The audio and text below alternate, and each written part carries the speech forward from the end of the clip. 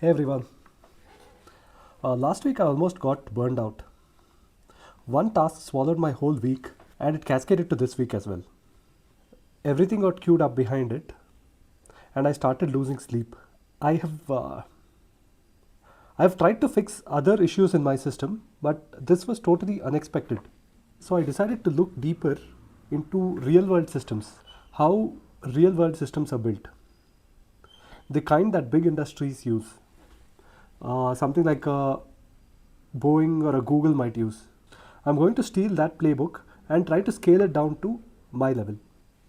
So the Wright brothers figured out the engineering part of building an aircraft in the early 1900s. From there to what we have today, where millions of people fly around in commercial jets, took something more than just engineering. It was standardized requirements, interfaces, checklists, accountability, incident reports, these boring stuff. Basically, standardized systems. When a plane fails, investigators ask, was it a one-time issue or was it a catastrophic systems failure? In these high-stake businesses like rockets and jets, the systems are designed for reality. A crash like what happened in Ahmedabad is totally unacceptable today. Compared to something like the Hindenburg incident that happened in the 1930s, our safety and reliability standards today are so high that a single malfunction in the thousands of jets that are flying around becomes global news. I build software for a living, and in software engineering, system design is something that is taken very, very seriously. And just yesterday, I realized that I can steal ideas from software system design and apply it into my own life, maybe. So, this series is me trying to borrow or rather steal ideas from real systems and trying to apply it to life or business. I know that when I say system design for software, it might sound a little heavy at first if you're not a software person. So before we go there, I want to give you a way to look at it. Charlie Munger calls it a lattice work of mental models, basically portable maps. He borrows maps from psychology, physics, biology, economics, whatever, and try to use them when he's trying to invest in a company. Warren Buffett says that Munger could size a business in a matter of minutes using these mental models. That is why today I'm going to hand you the map of software system design and show how we can map it to our own personal lives or business. I will try to simplify this as much as possible.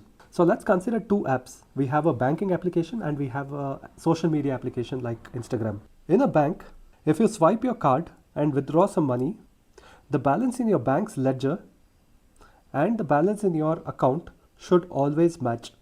There could be a network issue while you're making the transaction, lightning strike to the ATM when you are withdrawing the amount. No matter what happens, there is no scenario where the bank's ledger balance and your account balance would be different. So banks prioritize truth over everything else, at least when it comes to transactions. But if you consider something like an Instagram, if the network gets messy, they'll try to reduce the video quality a little bit, or they'll try to like somebody, the like may become stale, it may not go through, or it could be reflected later.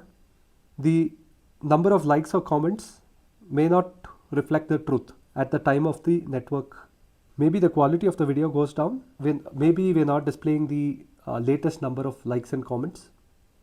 So they degrade the performance a little bit, but they prioritize showing you the feed nevertheless. So both are rational systems.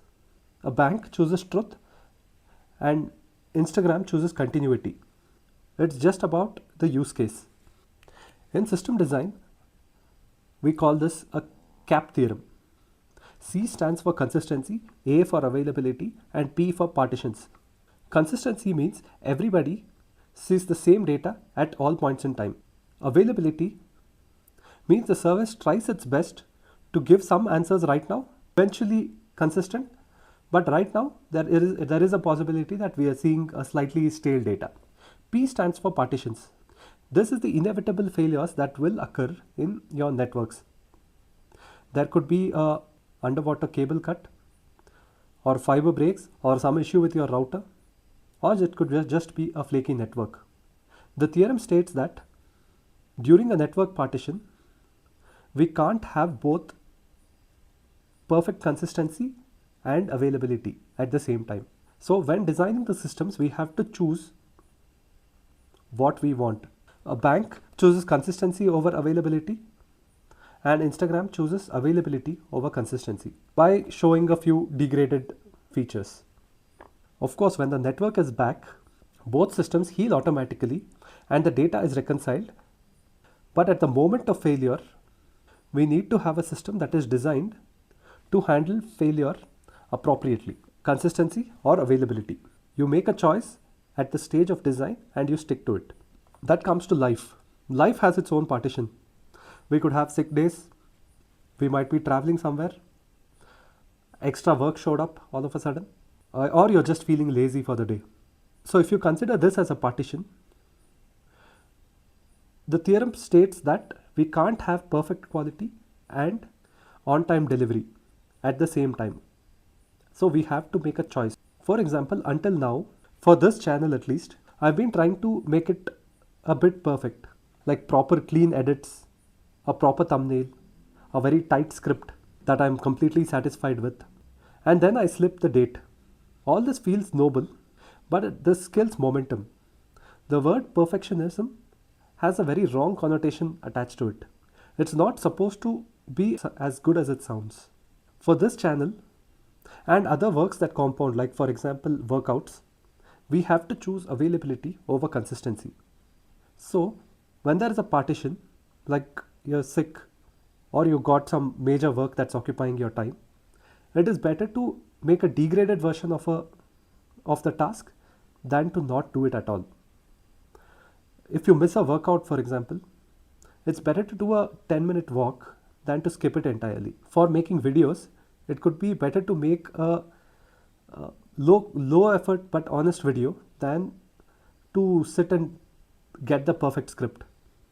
I mean, there are times where we have to be consistent. For example, if you're doing a client delivery, it would be better if you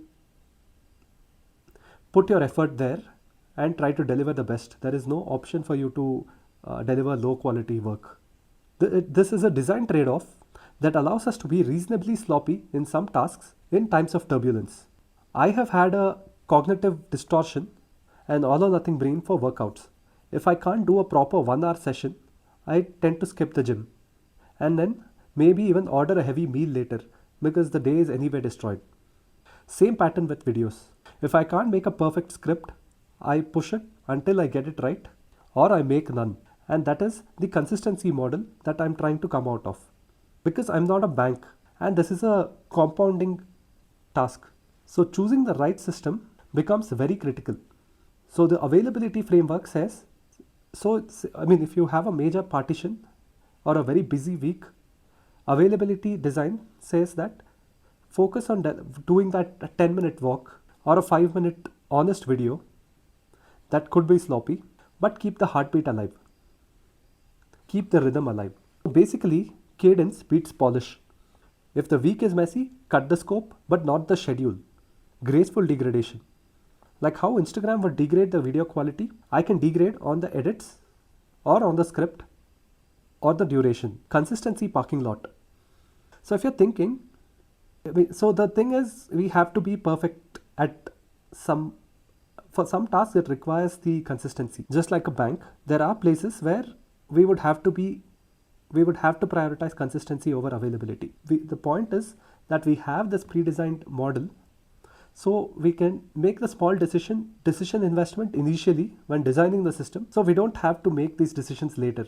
I have spoken about decision fatigue in the previous video. This is a real concept that I'm talking about that we use every day in software design. And using these designs, we build softwares that scale. That is why I'm confident that if we apply these systems into our own personal lives, it should work. Videos and workouts have compounding effects. Compounding needs continuity. Shipping continuously creates a feedback, and feedback creates quality. And feedback creates quality faster than what waiting and trying to create the perfect script. So next time when I have the perfectionist urge, I will try to name the partition, whether it's high workload or a low energy scope creep, a schedule crunch, or some ad hoc task that has come up. And then I will choose a mode. I'll switch to the mode. For this channel, I will choose availability over consistency. For a client, I would choose consistency over availability. I will decide on the smallest shippable unit for all the tasks today for those tasks that have classified under availability, and then